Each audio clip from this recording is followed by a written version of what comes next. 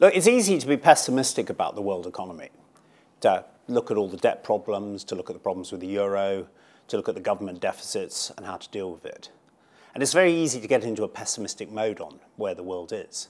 But actually, there's a very good news story happening. The emerging markets currently represent only about 12 trillion of consumption. By 2025, they're going to be 30 trillion.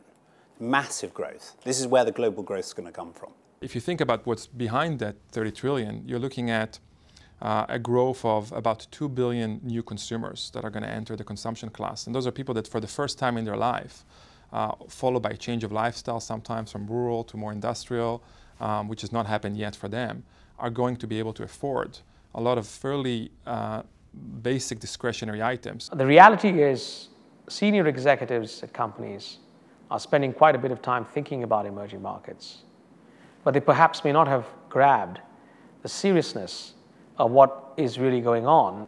Are we spending enough time thinking about these opportunities? Are we doing enough to truly capitalize on what is in fact going to be the biggest economic force in the history of capitalism?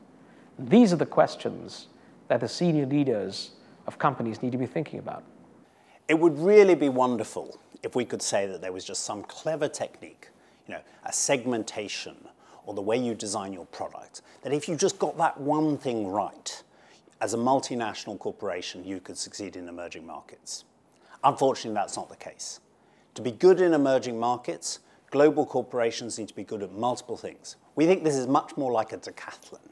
To be successful in an event like the decathlon requires prowess in many, many different fields. And that, for me, is a very good analogy for this opportunity. It's not going to be any one thing you do that will make you successful.